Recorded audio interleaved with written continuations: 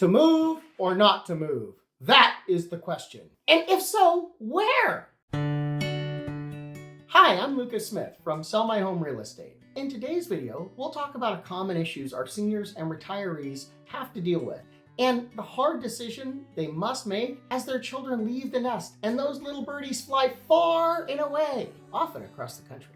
Let's take a former client of mine. We'll call her Mary. Now, Mary grew up in the Midwest with all of the seasons, and she loved them, even snow. And she moved to our area to be closer to her children and to her grandchildren. She purchased a smaller home in a 55 plus or senior community that consisted of condominium type units. Now, even though Mary thought of it as an old people's home, she'd settled on the condo because of the proximity to her family. And quite frankly, moving from there to here, it's what she could afford here in our area. Now, one of the other big trade-offs Mary had made was her health coverage. Did not cover her here in the new area. So she had to switch healthcare providers entirely. And to be frank, she was not entirely satisfied with the service she was receiving from the new company. Now, let's fast forward a couple of years, and her son-in-law received a big promotion within his company. However, it again moved his family, her children and grandchildren, all the way across the country and far away from Mary. You know, she was devastated. She felt like she'd left a place that she loved with all of her friends and her church that she'd grown up in,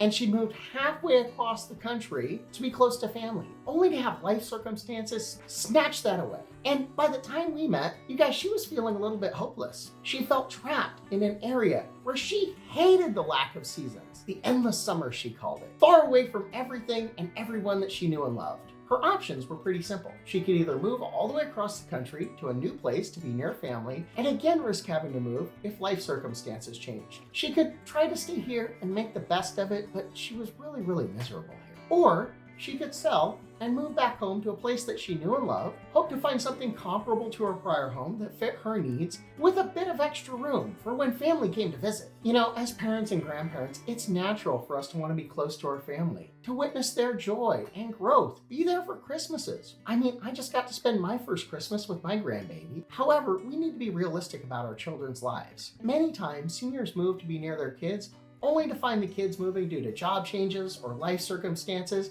and taking the grandkids with them. So it's essential to weigh that desire to be close to family against potential future changes and the risk of feeling isolated in an unfamiliar place. Another critical factor is our social circle. Lifelong friends, colleagues from work, our social circle like our sewing circle or our men's group play a significant role in our lives. And you guys, moving away from this support system can be challenging emotionally. Consider the importance of maintaining those connections and the impact it may have on your overall well-being. You know, for many of us, our church community is an integral part of our lives, and being close to our church group provides a sense of belonging and support. It's a crucial factor in the difficulty of leaving a community you've been part of for years, maybe your whole life, and the challenge of finding a new one where you feel like you fit in and you belong. Let's not forget about healthcare providers and healthcare accessibility. You know, the familiarity of doctors, hospitals, and certain care providers is essential. Let's face it, it's a trust relationship, especially as we age. And moving solely for proximity to family might mean sacrificing accessibility to the healthcare infrastructure that you've become accustomed to. So consider the trade-offs and ensure that your new location meets your medical needs. Now let's address the term downsizing, or as I like to call it, right-sizing. Rather than thinking of it as downsizing, view it as aligning your living situation with your current needs. If your current house is too large, as it often is, it might be time to find a home that's just right for your current lifestyle and your current needs. Now, this could mean staying in the same area, close to friends and community,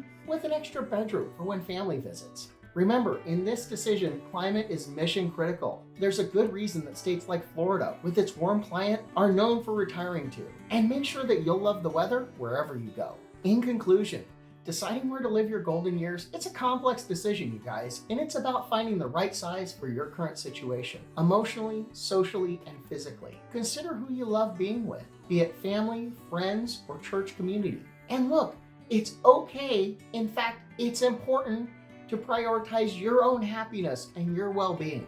Remember, the key is to make a decision that aligns with your heart and brings you joy. Hey, thank you guys for joining us today. Now, if you found this video helpful, don't forget to like and share and subscribe. And write your thoughts, your experiences, and questions below. Until next time, take care and happy home planning.